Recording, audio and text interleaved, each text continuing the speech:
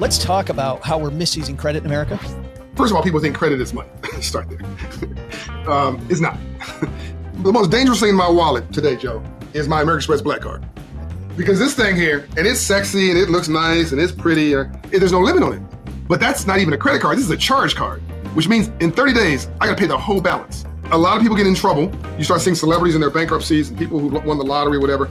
You see this credit card stuff because they thought this was an extension of their wallet. It's not meant to be an extension on your annual compensation.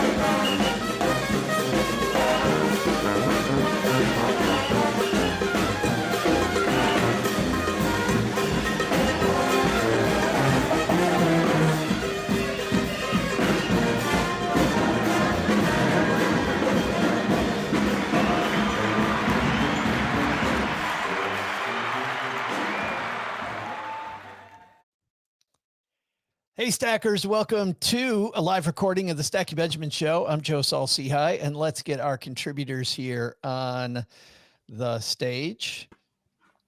And we've got a super show today. So what you don't know, if you're joining us live, is that all week long we've been talking about this sports agent, Molly Fletcher, and how to have this sustainable drive, how to keep it going. And today we're going to talk about how a financial plan helps you do that. And some people who I think a lot like sports agents for their clients, kind of pushing their clients to maybe do better. So it's going to be a fun conversation. So sit back, relax. I'm going to try to look at the comments. So hopefully we can include some of our comments live if you want to say hello and be a part of the show, except during Doug's trivia at the halftime, because we take that very seriously. and Dana and Jesse, we need to take it seriously because we don't want OG to run away with this thing. So, all right, here we go. Too late. Doug, you ready to start? I am. 3, 2, 1. Live from the basement of the YouTube headquarters, it's the Stacking Benjamin Show. I'm Joe's mom's neighbor, Doug, and this week our focus has been sustainable dynamic drive. How do you apply that drive to a great financial plan? And how do you create a plan that helps you consistently nail your goals? You'll leave today with a purpose-fueled game plan to chase even bigger dreams. But that's not all. At the halfway point in today's show, our contributors will chase down the answer to my incredible trivia question. And now, a guy who knows the best investment is friendship because it's the only one that doesn't tank in a recession, it's Joe Saul-Sehy. Hey there, Stackers or friends. And I'm super happy you're here with me today because we have some friends who are going to hopefully help you with your money and help push you to higher and bigger things. Let's say hello to the man across the table from me right now. Mr. OG is here. How are you, man? Great. Just finished my lunch. Pointed out in the chat already that I was eating rather quickly. Someone noticed. So I just had to get that yogurt down the hatch, and I'm ready to rock and roll. He's all fueled and carb loaded up. I'm ready to go. All fueled and ready to go. You also rode a bike today. I did. Yep. This podcast is like riding a bike. Just a bicycle. And the guy who finds every podcast like riding a bike, of course, he's the host of the Personal Finance for Long-Term Investors show. Jesse Cramer's here. How are you, man? Hello. Doing well. Everything is good over here. And trying to think what's exciting is going on. I don't know. I'm just having some normal market conversations. It's lots of fun. Fun. Yes. We record these about a week early, and it is sad, Jesse. We actually talked about this on the Wednesday show, how much consternation there is about something that if you're working from a machinery point of view, right, we shouldn't be talking about taking our money out of the market. We shouldn't be talking about whether or not it's the time to get rid of our Tesla stock, right? Is Elon done? We shouldn't be talking about gold. What else have I heard? Removing the money from our 401k. It's crazy, Jesse. It is. There's a lot of it's. I want to, I feel some empathy for people who say what's going on in the world is very concerning to me. Hey, that's fine. Totally get it. It's challenging, but it is the challenge is to separate those concerns about what's going on in the world against concerns that are going on specifically within the stock market. The world's always had pretty big concerning things. There's that Warren Buffett quote about world wars, pandemics, Great Depression, and yet here we are. And I think that's an important message to keep in mind during times like these. I love that Ibbotson chart where it goes up and to the right, over the long period of time, but it points out all the reasons why you should get out along the way. Yeah. Like that is fantastic. And joining us again, I'm super happy she's back. And she's walking her way to physical fitness while she's on the podcast. Dana Anspach here. How are you? I'm doing great. And I think I was a guest on this podcast about 1.5 years ago when I first started this treadmill desk walking thing. So I'm still at it. We are actually getting ready for a hike through the Swiss Alps this summer. So yeah, it's going to be crazy. Every weekend I'm doing some serious hiking. And then during the week, here I am going away on my treadmill. That is so cool. Why'd you decide to do that? My family did this trip. I was in my 20s. I had just started as a broker at Merrill Lynch. And so I didn't feel comfortable taking time off. And I have regretted it my entire life. And so I had back problems for years. I couldn't hike. I couldn't pickleball. That's all better. And so I told my husband at the end of last year, I've always wanted to do this trip. It's 99 miles over 12 days, right through the Mont Blanc circuit. So you cover Italy, Switzerland, and France. And so we booked it, and we've been training every weekend since.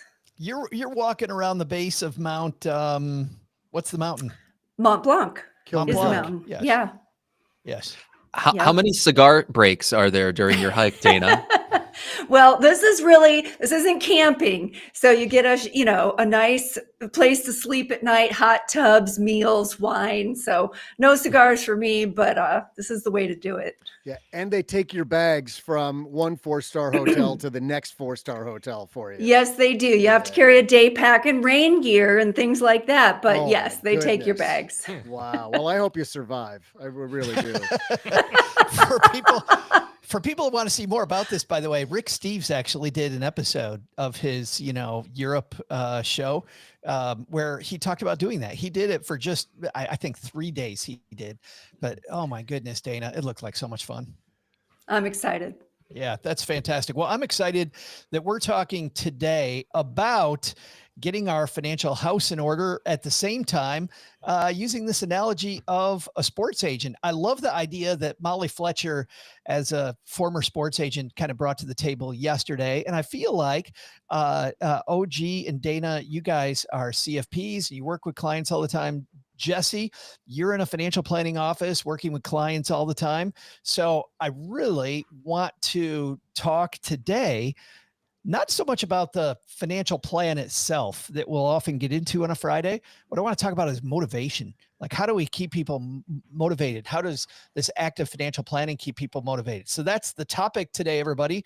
Before we get into that, though, we have a couple, I almost said a couple clients. We have a couple sponsors who make this show go so that you don't have to pay anything for all of this goodness on Friday.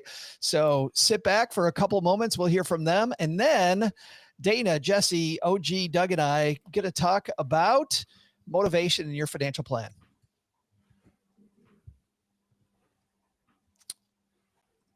All right, let's jump into this because, and Dana, we'll start with you. I used to get lots of resistance to planning way back. I haven't been a financial planner in a long time, but I can't imagine this resistance has gone away.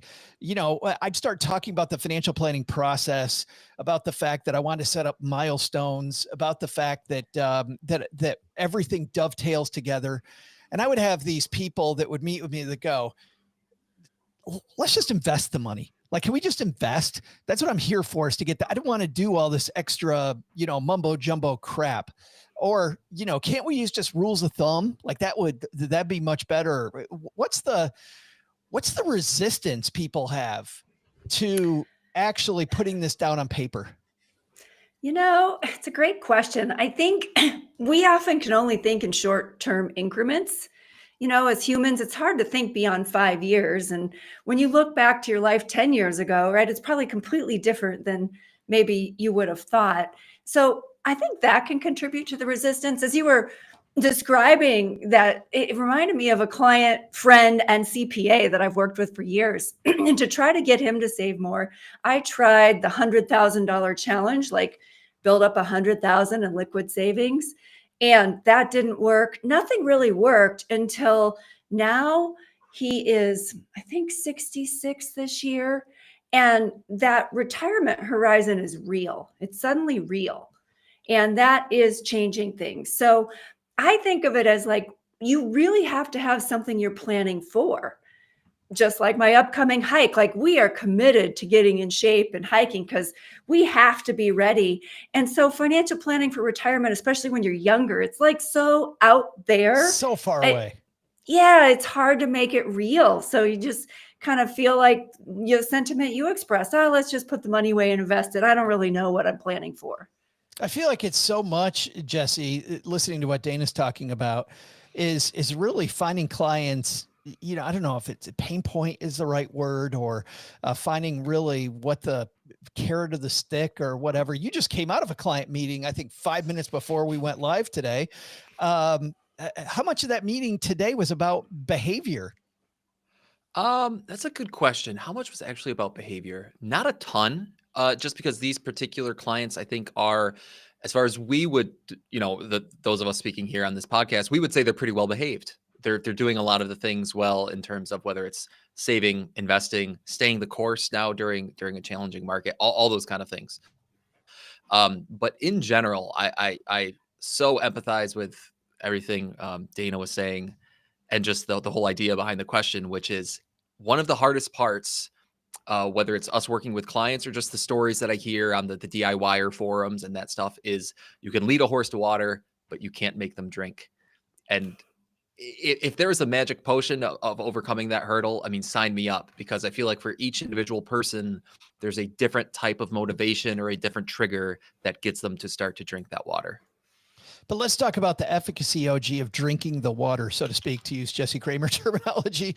If I'm leading them to the water, I mean, clearly, if they thought financial planning, that the idea of planning everything together, planning for the future was important, they would want to drink that water, right? So how do you describe to people how drinking the water, so to speak, is going to be better than let's just invest or using a rule of thumb? Like, what's the thing to get them moving?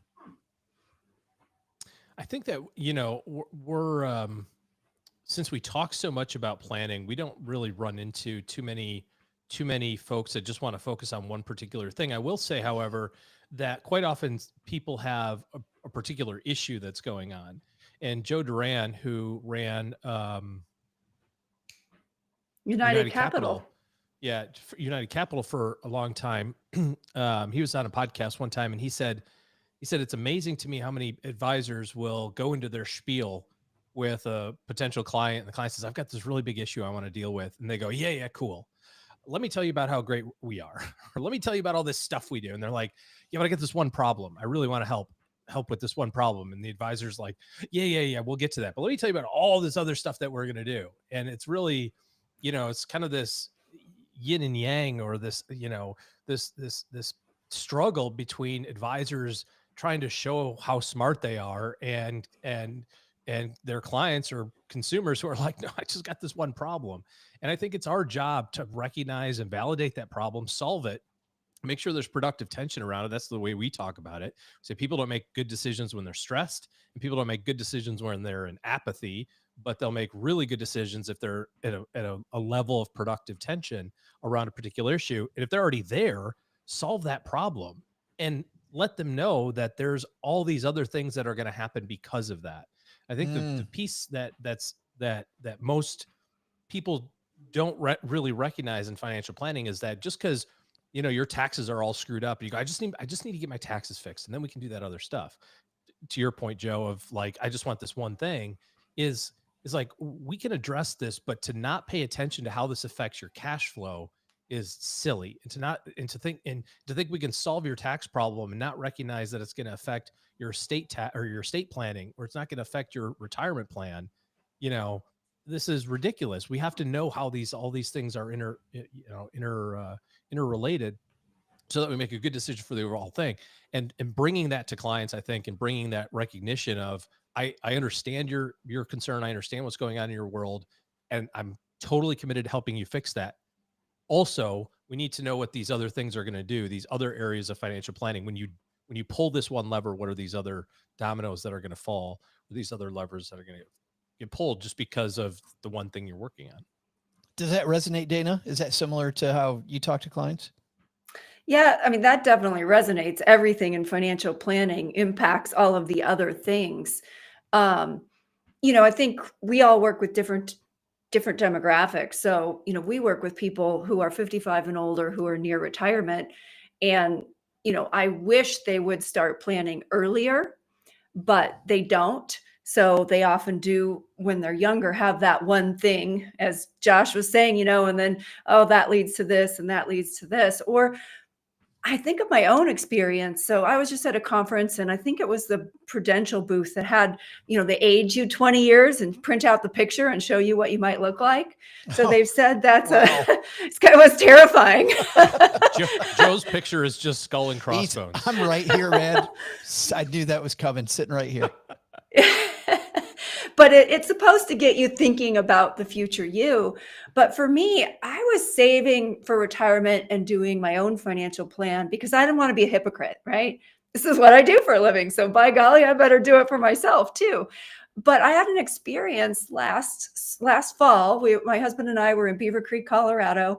And it was the first time I take 3 days off and I'm bored. I need to get back to work, right? Like I'm just itching to go. But we had day 13 and I was like, I'm not ready to go home. Like this has never happened to me before. Wow. And it was the first time where I could at least see myself retired one day, like have a vision of what retirement life might be like. And it has completely changed my attitude, even toward my own financial planning, because now I have a positive something I am saving for. Whereas before it just felt like I love work and I still love work, but I just couldn't even see like what retirement could be. So that shift for me, I think sometimes that has to happen when it comes specifically to retirement, so that you are actually working toward a positive vision that you're excited about. It's funny how, the whole carrot versus the stick thing, Dana. I remember I saw the Susie Orban talking about something I really, really liked, and it was much more of the stick, which was, she said, I hear all the time from people, I can't save for retirement. I can't do it. She goes, here's what I want you to do. I'd like you to close your eyes and imagine yourself 65 years old and you have done nothing. How do you feel now? And this 35-year-old's like, I got to start saving like now. I gotta do it. So to your point though, sometimes I think it's the carrot. Sometimes it is the stick. But Jesse, do you find it hard to, I mean, let's stick with the stick for a second. Do you find it hard to apply one or the other? Like, do you find that with your clients, it's mostly people that like the carrot, and so you get to spend all day feeding carrots to people, or are you cracking whips all the time in your office? I don't even know if I like that analogy, but it is one of my personal challenges is that on the one hand, I do think the stick works better. I think, that Susie Orman example was like, let me instill a little bit of fear and anxiety into you about the downsides of what could happen if you don't act. And then that's going to motivate you to act. And so in my experience, just like that just more people, I think, will respond. They will respond in a way that is in their best interest if you give them a little bit of stick. The problem, though, is I think of people like I don't know if I'm allowed to, really like call people out here, but the author of Rich Dad, Poor Dad, Robert Kiyosaki. Oh, let's call out Robert Kiyosaki, please. Can I call him out, right? So if you follow him at all, and kind of, especially over recent years, his social media presence, he is like the fear monger in chief. And his business model is, if I can scare you, then I can sell you my book, sell you my course. And anyway, and that to me is like a despicable way of going about things. So it's kind of about, to me at least, it's about talking about realistic fears, realistic sticks, and then hoping that ends up being, a motivating factor to get someone to take action that's in their best interest. So let's go to the sports agent analogy then, OG. If you have to apply the stick at all, I mean, with the client, how do you let them know I'm on your team and my goal is to have you succeed?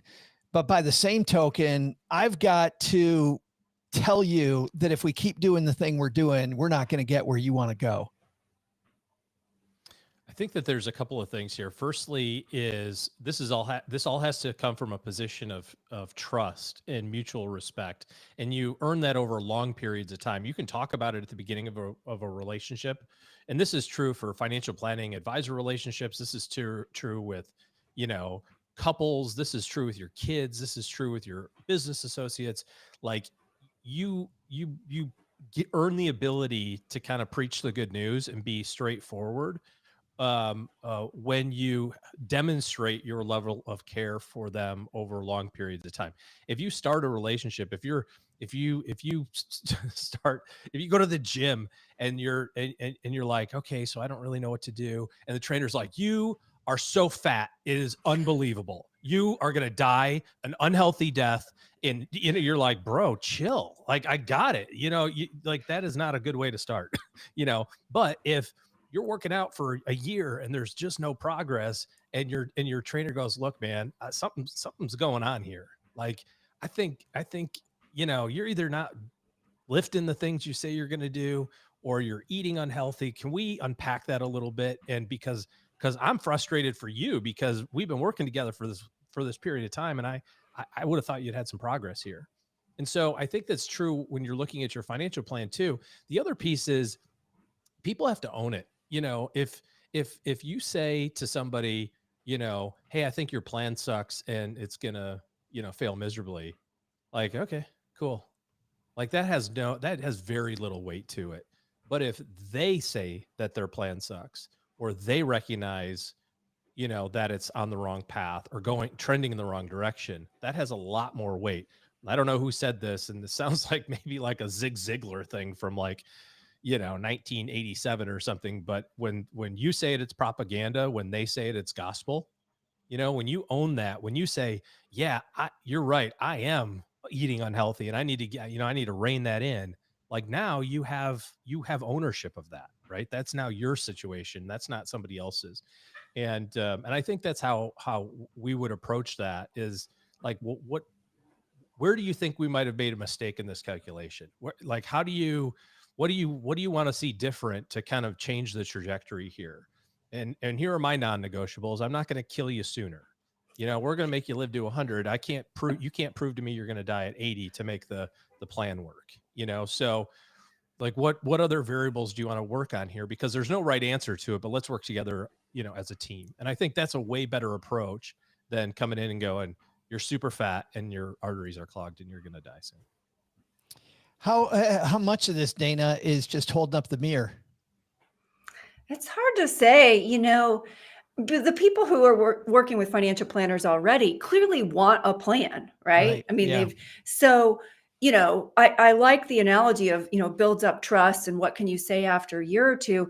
It's interesting because I have found that oftentimes when people aren't working toward the plan, they aren't doing what they're supposed to be doing in terms of hitting their savings targets, there is something else going on. In one case, it was somebody who they knew a big inheritance coming one day, but they just never mentioned it. They weren't comfortable mentioning it because it didn't feel like a good thing to mention, right? And yet it was real. So in their mind, saving for retirement wasn't a priority. In another case, it was a couple who just couldn't get them to... Hold on a second. But withholding that information is going to change your relationship with them. Well, it might change mostly it's going to reduce my anxiety is what it would have done. Right. Because I'm over here like, oh my God, like you're going to be broke in retirement. Yes. Yeah. So it would have made me feel a lot better to know that. But, people are uncomfortable with those kinds of things. Sometimes they don't feel like it's appropriate to talk about, someone passing away. Sometimes it's cultural, their culture, just, that's not an okay topic to bring up. In another case, it was a couple who, a few years into working with them announced they were getting divorced. So it made sense, right? They just couldn't get in line on their financial goals. It all became clear, like, okay, no wonder we couldn't get them, hitting these targets. So you never really know what's going on with someone. I think that can be great for listeners who aren't working with someone to think like, what is it that's holding you back, right? If you've gone through that exercise, Susie Orman exercise, what's it going to be like at 65 and you got nothing, right? Well, what is holding you back right now? I think that's a great question because I mean, those open-ended questions allow the client to explore. And I do feel like, Jesse, before we go to the halfway break here, that I feel like people get disappointed in the financial planning industry when they don't act enough like a sports agent, like somebody who's like, listen, I'm trying to get you more money. I'm trying to be on your team. I'm trying to be the guy that gets you more of these contracts, more of this exposure. I'm trying to make your life better. And you're not helping me. I feel like a lot of the time the financial planner is worried about coming across as too aggressive. Mm-hmm. And yet I feel like the thirst ever since I've been over here on the media side is no, I want you to be more aggressive with me. Tell me what you think. Yeah. You remind me, Joe, of one of our founders here who's now 65 and he started this firm when he was 30. Oh, in your wisdom, you remind me in terms of wisdom, Joe. That couldn't have come across any better, Jesse. That is fantastic. He's got blue glasses as well. No, something he told me really early on when it was, I kind of asked him because he's a very calm and like thoughtful individual, and I asked him how he delivered kind of bad news or hard news, and he basically said, you deliver it calmly and you stick to the facts and you tell them. If they stay on their current trajectory, where they'll end up, it can be a very kind of empathetic and factual conversation. But at the end of the day, you do have to have that, whether it's tough love or simply a matter of the example that just sticks out to me so much because I have a few clients suffering this is simply withdrawing money too quickly. And if there are some clients where I've had this conversation many times with them, just factual and just even though, hey, markets have been good. And so your portfolio is actually fine. But if you continue to withdraw 15% per year, here's what is almost assuredly going to happen. But at the end of the day, this is your money. And so if you really need this money right now for a new boat, I'm not going to tell you no, but I am going to tell you every time you ask me for boat money, I am going to remind you. I'm just disappointed. Right. And it's not even like, I hope I don't come across as disappointed either. Right. It's just a matter of my job is to be the third party truth teller, whether good or bad. And at the end of the day, if I don't want to pass judgment on them, but I do want them to know what will happen. I do want them to know the truth as I see it. Jesse brings the hammer in meetings. I can just see him be like, can you eat a boat? Are you planning on eating this someday? Because that's what's going to happen. You better like fiberglass. You're worried about microplastics. Wait until you have to eat half a boat for dinner. That sounds very effective and motivational. I think we're going to come back in the second half. Dana, you brought to the table as we were discussing this topic a great piece about the value of writing it down. I want to dive into that. Again, that's not just going to be about financial planning. It also applies to fitness and everything else in your life. I also have a piece about sports agents that I'm going to use to kick it off. But before that, two things. I want to say hi to everybody hanging out with us on YouTube. We started half an hour early and we still got some nice people here. Dan's here and a guy who calls himself the man in charge. I always thought that was OG who was the man in charge, but apparently it is this person. The man in charge wants to know, can OG say something nice about Doug? We'd all love that, wouldn't we? Wouldn't we love that, Doug? I've been waiting 14 years. 4 or 5 days with Doug recently, and the whole thing was me being nice to Doug. I was quite pleasant. For the people that didn't hear the whole show on Wednesday, you'll have no idea what we're talking about. But I mean, even then, I was just like, "Yo, we're getting beers. What's up? Where you at?" But did you notice how he made it sound like it was a choice he had to make to be nice to me? Like it was a conscious effort. It is definitely a conscious choice. Like I wake up in the morning and rub my earlobes, and I'm like, "Be nice to Doug. Be nice to Doug." If you want to hang out with us on YouTube, generally around 4 p.m. Eastern on Wednesdays, you will find us maybe a little bit before, but reliably almost every week around then if you want to hang out and say hello. But glad you guys are with us. Time for us, though, to take a little break here because at the halfway point of every Friday show, we have this year-long competition going on between our 3 frequent contributors, OG, Jesse, and the Paula Pant. And Dana, as I think most of the time you've been here, you're playing on behalf of Paula. Yep. You and Paula kind of shadows passing in the night. But Dana, that brings up some good news and some bad news. You want the good news or the bad news? Let's take the bad news first. Well, the bad news is OG is running away with this thing early on. We have only done our trivia 6 times. We've had a few special Friday shows so far this year, but OG has 5. And the good news is, for once, Dana, Paula's not in last, which does not happen. I just don't know what happened. Paula has 1 because Jesse, when he first showed up, he was just roaring and scoring all kinds of points. Jesse is 0 so far this year. So OG's going to guess first. Dana, that means you're going to guess second. And Jesse, you get the power of going last. All right. Will Dana make a move for Paula toward OG's dominance? Will Jesse get on the board? Is OG going to pull further ahead? We need a trivia question to find out. So Doug, what's on tap today, man? Well, hey there, Stackers. I'm Joe's mom's neighbor, Doug. And speaking of sports agents, I wonder who Joe Lewis's agent was. For those of you who don't know boxing, Joe Lewis was the man who, on this day way back in 1941, KO'd Abe Simon to retain his belt as the heavyweight champion of the world. It was only Joe's 3rd defense of the belt that year. Only his 3rd by March.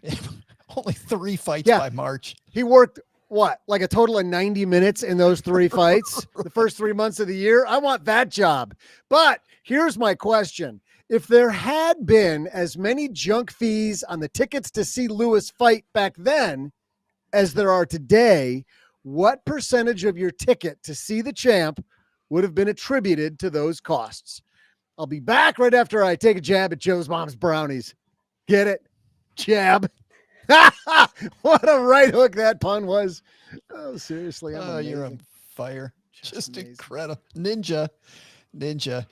All right, OG, junk fees. Man, I hate it when I go to Ticketmaster or wherever else. I'm like, oh, look, these tickets are $47.50. Oh, no, they're not. They're a bunch more than that. What percentage of your ticket? Can I get Doug to ask the exact question again? I had it and then it faded away.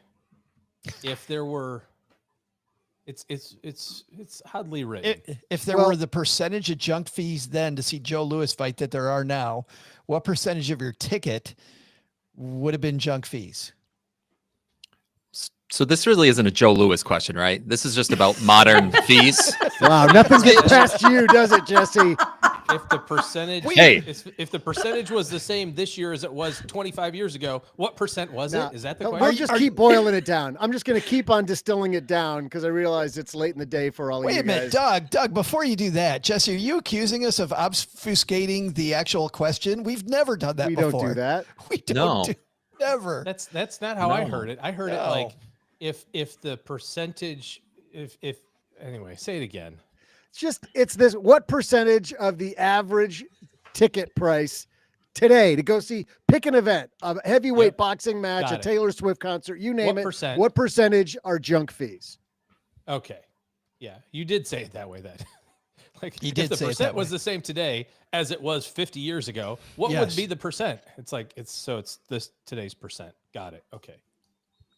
All right, percent junk fees. All right, that changes my math a little bit. I'm going to say that a solid 31%. almost a third is Solid 31% of junk fees. of your ticket is junk fees.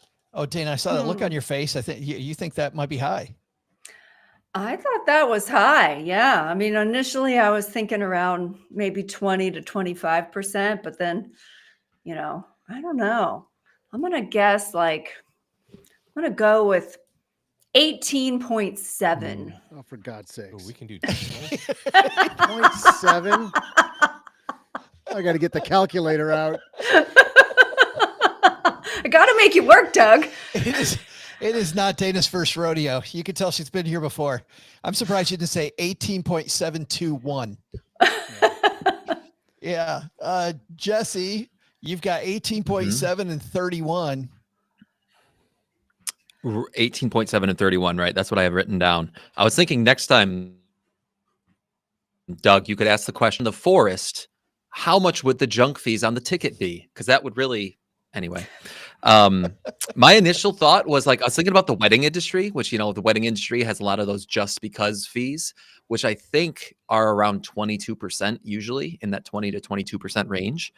And then because of the guesses, 31 and 18.7, I'm going to split the uprights, but I'm going to round it to make Doug's life a little easier. Oh, I love you, Jesse. A little easier. Round it to the nearest 100th place. That is Doug. No. I'm going to go with 25% flat. 25%. So, all right. We got 31%, 18.7, and 25. We will find out who our winner is in just a minute. All right, 3, 2, 1. OG, you kick this off by saying 31% of your ticket fee is junk fees on average. How you feeling now that everybody thought that was maybe a skosh too high? Scoreboard. Dana, 18.7. Jesse came in at 25. You feeling good? I probably could have done 24.3. I don't know if Jesse would have stayed with 25. Then Jesse, you feel comfortable at 25? I couldn't do that math in my head. Yeah. I thought when you asked Dana, I thought she was going to say scoreboard too, just to really rub it in my face. Well, she could because she's one ahead of you. What? It's good math, Joe. What is Dana gonna get Team Paula closer? OG pulling ahead, or is Jesse on the board? Doug, who's gonna win this thing? Well, hey there, stackers. I'm Brownie Lover and the guy who just got jabbed by Joe's mom for trying to grab one, Joe's mom's neighbor, Doug. At a time when our nation and the world was focused on racial divisions, the 1940s, Joe Louis brought people together even while other sports like baseball were still segregated. His son, Joe Louis Jr., said famously, "What my father did was enable white America to think of him as an American, not as black. By winning, he became white America's first black hero." Our question today, though, isn't about how amazing the talented boxer from Detroit, Michigan was. It was about the fees we pay today to see greatness. If there had been the types of fees back then as there are today, what percentage of your ticket would have been attributed to what are OG's already lost. He can't follow any of this. I'm watching his eyes glaze over, head's nodding. What percentage would have been attributed to what are now commonly called junk fees? Well, I'll say this. It's 8.3% more than what Dana guessed, 4% less than what OG guessed, and just 2% more than what Jesse guessed, because the correct answer is 27, making Jesse's girl our winner. Jesse Cramer on the board. Nice work. I'll tell you what, guessing third has its perks. There is power in being last, Jesse. There is power in being last. Nice job. Thank you. Can I ask a question? If I say scoreboard now, what's the score? What is it? 5 to 1 to 1. God damn. Okay. Yeah. We still got some work to do. I'd hold off on the scoreboard talk for a while. But still, Dana, 27% junk fees. That's horrible. That's high. It's higher than I would have thought. That just sucks. I actually read a piece about this and why they got away with so much of it. And it was that Ticketmaster decided to cut in the venue and instead of going against the venue and against the act, they cut them in on their junk fees, going, hey, we're going to charge another X amount and you guys will get part of it. We'll get part of it. And of course, then the venue was like, heck yeah, let's do that. The act was like, heck yeah. Until what? Who was the act that famously, was it Metallica? Was the first act? That was my gut. My gut said Metallica as soon as you said who kind of raged against the machine. Wasn't them. Yeah. It could have been Rage Against the Machine. Who knows? But I think it was Metallica. It was one of those. It was that. I think Metallica. Yeah, I think. Yeah. If only there was a place we could look that up. But we've got better stuff to do.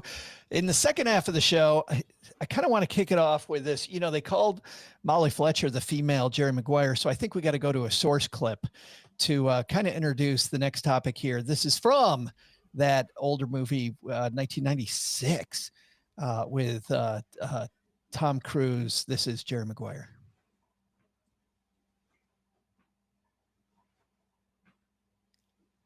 Maybe. Is this the silent film version of the movie? Apparently. Here we go.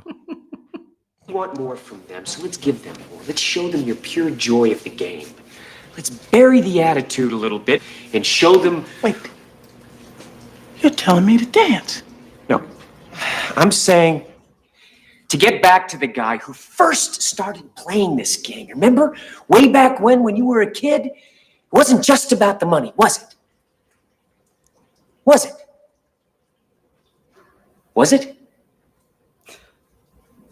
Do your job. Don't you tell me to dance. Fine. Hey! Fine! I am an athlete. I am not an entertainer. Fine! These are the ABCs of me, baby.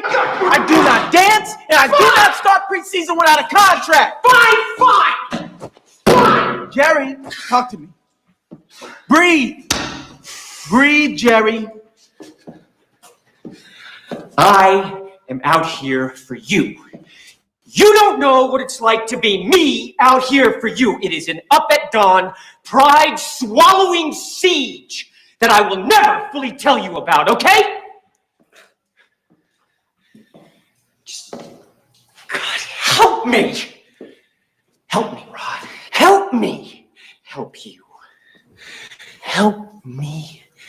Help you. Help me. Help you.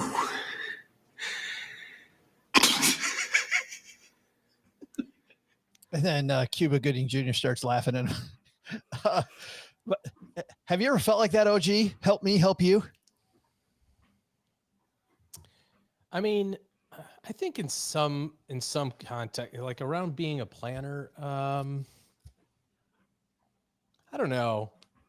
I feel responsible for outcomes, you know, like for clients when we create plans and we, you know, help make decisions. I feel immensely responsible for the outcomes of those. But if you're not going to do your part of it, whatever that is, I don't want to say that I don't, it's not that I don't care. It's just like, what else am I going to do? You know, if we've had discussions about it and you keep on going into credit card debt, like I'm not going to take away your credit cards. You're a grown adult, you know, like I'm not going to your house and cutting them up. But I will say things like, if you say it's really important for me to pay off my house. I want to, you know, I really want to be debt free. That'd be so great. And I'll go, well, get out your phone. Like you can make a mortgage payment on your phone. How much is left? 182,000. Well, you got 190,000 in your savings account. Let's make a payment. Let's do it together. Let's do it right now. Let's get it. You think so? Yes. Press the button. Send it. Well, what if it's bad? Yeah. Who cares? You can get another loan. Send it. Let's do it. Yes, you did it. Like I will push you in the direction you need to go as much as possible. But I don't know that I'm going to drag you. I don't know. Jerry Maguire had one client, so he had really nothing else to do. So he he had singular focus. And Well, I think that's true. I think that is true, OG. But I also think that what America and the world bought about that movie was Jerry's intensity, the fact that he was there, and it wasn't about the money, Dana. It wasn't about the money. It was about more life. And Cuba Gooding Jr. is all about the money. And only when he realizes that he loves football and football is so damn fun is he able to then, make his own life better while Jerry's able to get him more money. Have you ever had to have a emotional moment with a client to kind of get them moving in the right direction? Absolutely. I've definitely had those moments, and there is balance. The one that comes to my mind is a client that I argued vehemently with about delaying their Social Security. His wife was 6 years younger. We ran the numbers every way possible. It absolutely made sense for him to wait until 70. And we argued every year every year while he was delaying. So from like 62 to 70 every year. And sometimes in between meetings, we had to have this argument.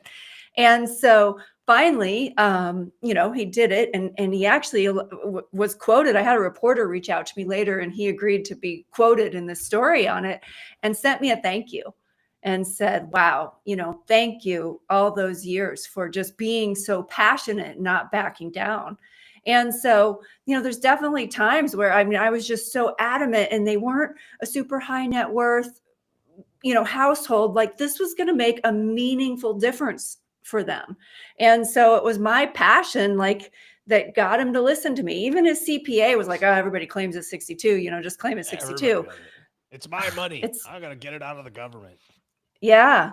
So, and I, a few stories like that where, I will allow my passion to show through. Now, at the same time, we have something we talk about here in our firm that, look, at a certain point, if we care more than our clients, we have a problem, right? So, how do you find that balance? And when it's something you're sure about and passionate about, we'll often use this analogy of red, yellow, green with our client. Look, if it's red and we say don't do it, don't do it. If it's green and we say you should do it, like, we're going to argue and convince you need to do this. But a lot of things fall in the yellow, and then there's a little bit more nuance. But if it's something red and we're telling them not to and they do it, or it's green and we're telling them to do it and they won't, at a certain point, like OG said, like, you gotta, you can only do so much. Jesse, have you had disagreements with clients like that where you had to get emotional as well?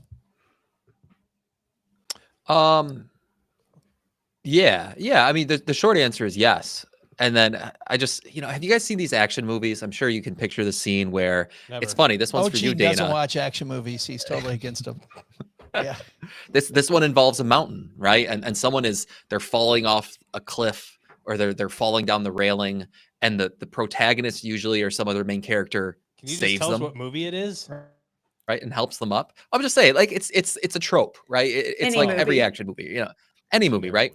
Now, as you guys can kind of picture, and the listeners can picture in their head, if the savior, if the struggling person is like scrambling, and the savior gives them that boost, like, everybody's happy. But what if the struggling person was just like, okay, you got me, I'm going limp, drag me up? Like, okay, that doesn't quite work, right?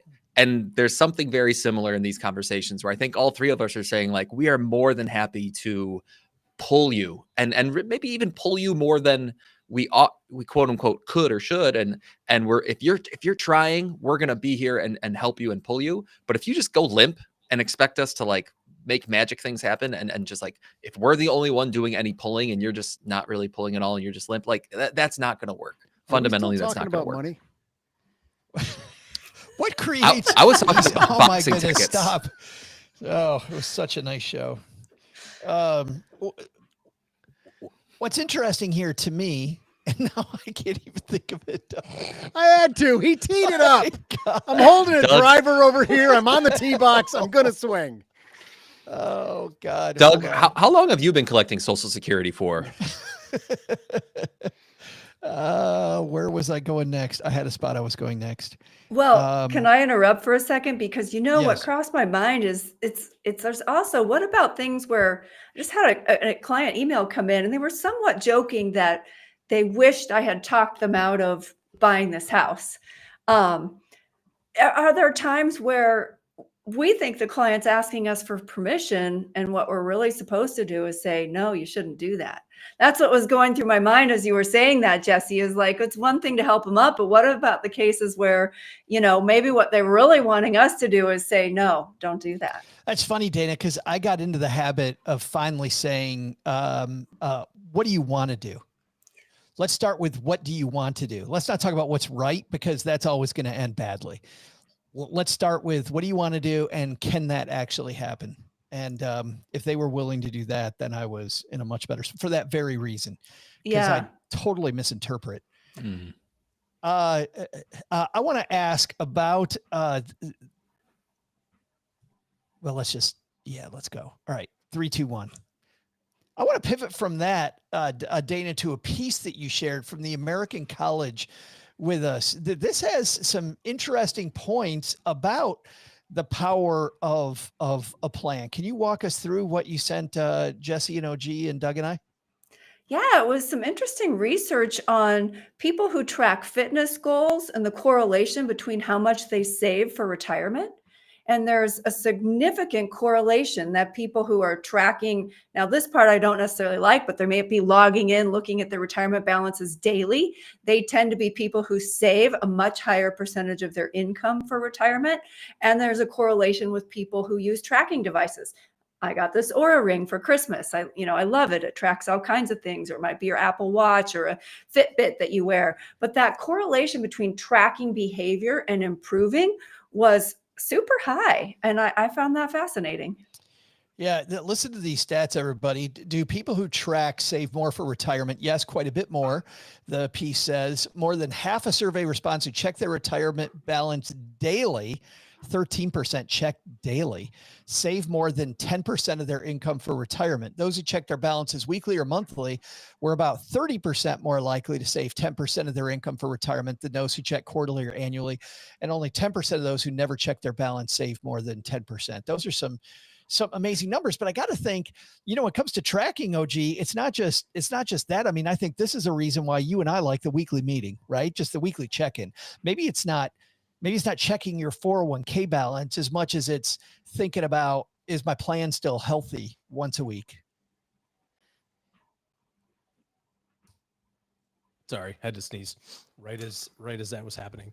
I think when it comes to keeping track of your money, you have to have a couple of different things. The first thing is you need to have a place where you can track your income and expenses, and if you don't have any idea how much money is coming in or money that's going out, you're at a severe disadvantage.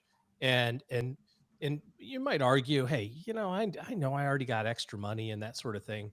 It's not about having extra or not having extra or any of that sort of. It's being in charge of what you're choosing to spend money on. When you just kind of live your life and don't ever have any reconciliation with that, whether it's a weekly meeting with your spouse or partner, or you're using an app and once a week you check in and categorize your transactions, and just being aware of how many times you see the word Amazon, like, changes the behavior of how many times you see the word Amazon. You know what I mean? Like, you just go, well, this is ridiculous. Like, every other freaking word on my statement is Amazon. Like, I just need to do something about that. And, life is better. So I think you got to track your income and expenses, not to the pet, not to the, you don't have to put it in the right categories, but you need to know what's going on. The second thing you need to track are balances. And you have to have an idea of, who do I owe money to? What is the commitment of capital to that place that I owe money to? If I have a mortgage, how much money do I have to pay to it? And am I on track for what I want to have done with that? A lot of times people just willy-nilly go, well, my mortgage payment is $1,500 a month, so I'm gonna pay $1,500, right? Well, what if you want to pay that off in 20 years? Would you be surprised to learn that if instead of paying $1,500, you paid $1,750, it'd be done 10 years early? And if you don't know that, then you can't see whether or not you're making progress toward that. Same thing with your retirement accounts and, and your investment accounts. You got to have a place to track basically your net worth, right? So you got to track your income expenses. You got to track your net worth. And if you review those things on I think expenses every other week, because that's pretty, contemporary, balances every 6 months. Think of it this way. And we throw this to clients in this manner. If you're 40 and you want to retire when you're 60 and you spend an hour every 6 months thinking about your retirement plan, you will have spent 1 work week on your retirement planning over the next 20 years. You have 20 years of 6-month meetings for an hour. That's 40 hours of thought or conversation, whether it's with an advisor like one of the three of us or on your own. Only one work week.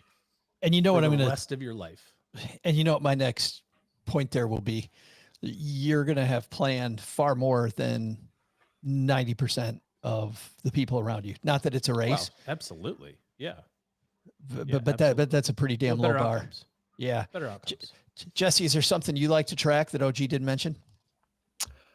Well, good question. Not really, because to me, those are the big four. And I think of a spreadsheet that I keep personally. I think of the app that we use. It's eMoney, if you're familiar with that, the app that our clients use. I mean, those are the big four. It's income versus expenses. It's assets versus debts. Create a balance sheet, create a cash flow. I'm not sure what else you really need to be tracking on a weekly, monthly, annual basis. What about other performance? I mean, performance. Okay, here's what I'll say. It's a good question, OG. If someone out there is regularly under, 3, 2, 1. If someone out there is regularly underperforming benchmarks, or if the conversations that you've either had with your advisor or your own personal investor policy statement, and for some reason it's just not lining up, then yeah, I think that's worth definitely looking at, OG. But that's going to be like, you look at it once a year, and only after 3 or 5 years do you maybe have enough data to realize that there's something fundamentally wrong. I love benchmarks when it comes to performance, because when I think of performance, I don't really care if it's the market or me that created the performance. I like knowing what I got to do to get to this milestone by July. And if I know that the market's not giving me the performance, then my head is based on what do I got to do to make that up? Or if I'm ahead, can I take my foot off the gas? Like, I really like tracking milestones. Dana, anything that they didn't mention that you like to track? Yeah, actually, it's fascinating for me because there's such a difference in the accumulation phase and then what we would call cash flow phase. So I agree with all of those things while you're saving for retirement. But once you're in retirement, the metrics change. So we use a series of metrics to track, like, is your plan still well funded to now meet these cash flow goals? And it's completely different. One of the things we track is what did we project you would withdraw this year from each account relative to what you actually withdrew.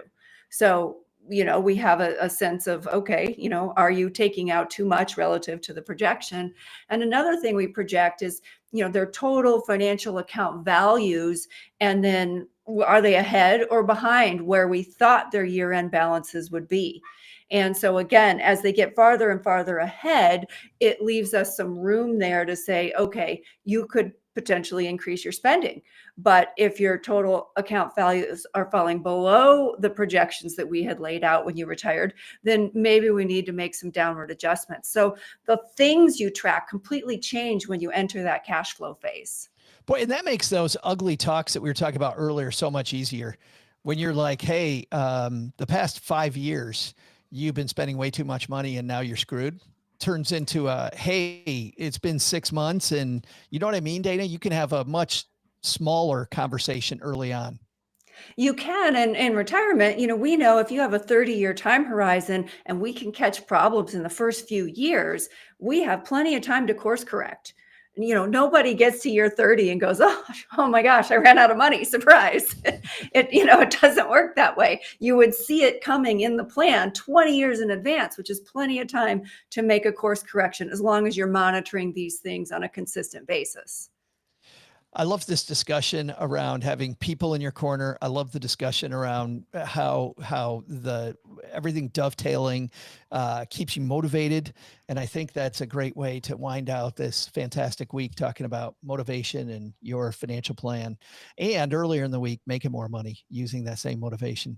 Well, let's say one last hello to the people hanging out with us today on YouTube, because the man in charge says, as SB's biggest fanboy, I demand we look into neighbor Doug's statistics. So he's Doug, you've already got somebody doubting the trivia already today. Which part is he doubting? The Joe Louis boxing 3 title defenses by March of 41 or 27%? I mean, I don't know. I don't know. Google it. But I do, wrong. But I do know this. He does asks for a friend. Should I file taxes early or wait until the deadline? Is there any difference? Anybody want to opine on that? I'll opine on file an extension. So not either of those answers. Just you know put it off what? I want my tax person, now it depends on if you're doing your own, right? But I want my tax person looking at my stuff when they are not busy and up against the deadline. So I always file an extension. That's my personal opinion. That's interesting. I put a note in there. I think if you're just kind of, W-2, doing your thing, there's a significant reduction in tax filing fraud if you get it done early. So you don't have to pay, right? If you owe money, you don't have to pay till April 15th. Just because you file your taxes February, 28th, you don't have to write the check yet. Still have to pay by April. But and to Dana's point, if you file an extension and owe money, you still owe them money on April 15th. You're just saying, I'll write the check, but do the paperwork some other day. Yep. I also generally file extensions. Although the last couple of years, I am quite proud of myself. I did get all my stuff into the CPA early. I was one of the early birds. But if you've got a fairly simple tax situation, especially if you're doing it yourself, I would file that as soon as you're comfortable that you have all of your information and that it's accurate. And it just reduces the opportunity for there to be some tax filing fraud, which is quite pervasive. So one answer for business owners, more complex, and another answer for the straightforward. Let's find out. Speaking of straightforward, let's find out all the straightforward stuff you guys got going on. OG, what are you doing this weekend besides bathing in March Madness? Oh, I'm absolutely not doing that. In fact, when Dana said she was at Beaver Creek on vacation, that's where we're headed. As a matter of fact, this week we're spring breaking in our favorite ski location, Beaver Creek. And we've got all the skiing going on. Are you going to ditch your family for like an hour and just go to the bar? Yes, absolutely. I'm going to do that. See, now that I'm a fan of that. Ditch your family, go to the bar. Just speaking hypothetically, Doug. Just speaking hypothetically. Not that he's ever done that before. No. When my boys text me and go, Dad, we're up at the little hot dog stand up there. Where are you? And I'll be like, OG's at the bar. And when he talks about himself in the third person, you know how long he's been at the bar. Skis at the Ritz-Carlton. That's right. Dana, thanks for hanging out with us, my friend. I noticed when I went to sensiblemoney.com that you've got a webinar coming up. We do. It's this month. I couldn't even tell you the date, but it's on how to make a retirement income plan, where we walk through all of the upcoming steps. And I am also working finally on my next book that I'm super excited about. So it's been almost a decade, but I am writing. It's going to be called Living Off Your Acorns, Your Guide to the 4 Phases of Retirement. So we'll be talking about the pre-go phase, the 10 years leading up to retirement, and then the go-go phase, the slow-go phase, and the no-go phase. So I'm spending a lot of my weekends when I'm not writing right now, I'm hiking. Or when I'm not, wait, I got that backwards. When I'm not hiking, I'm writing. Yeah. Yes, exactly. Yes, you got 2 big things going on. And by the way, I did just see this on your website. It is March 27th at 1 p.m. to 2:30 p.m. Eastern Standard Time. Thank you. I would have to go to the website myself because I don't remember the date. It just shows up on my calendar and I know what I'm supposed to do. We will link to it on the show notes at stackybenjamins.com. Jesse, my friend, what's coming up on personal financial planning for long-term investors? Close. Personal finance for long-term investors. Yeah. Which, as we discussed, Stacking Benjamins fans do not like the name change. That's okay. We'll give them time. I took a really deep dive. I hadn't really found a resource that explained to me, at least to my satisfaction, this whole deal with the national debt and like how we got here and whether it's a really big problem or a small problem or maybe not a problem at all. And so I released an episode last week that just was like a 45-minute deep dive on the national debt and how it affects us on a personal basis. And so I'm hoping it can be this cool evergreen resource for people to, share around the communities if that topic ever comes up. That sounds like something somebody with an engineering background might take on. Yeah, slightly. It helps a little bit. I wouldn't even think to do that. You're like, oh, let's talk about the national debt and you. Yeah. Yeah. Well, some of the national debt is from those telescopes that I used to work on, but not a lot of it, not a lot of it. Well, thanks to all of you for helping our stackers today. OG, thanks to you. Dana, thanks to you. Jesse, thanks to you. Thanks to everybody hanging out with us on YouTube. Doug, got a lot to unpack here, but what do you think our top 3 would be? Well, I'm going to get some help from our contributors today. Here's what's stacked up. Here's what's stacked up on our to-do list today, Joe. First, take some advice from super passionate Dana Anspach. How important is passion in a financial relationship, Dana? Oh, incredibly important. You have to be passionate to get your advice across. Second, take a note from our financial stalker, OG. What are some key things you tell your clients to track vehemently, OG?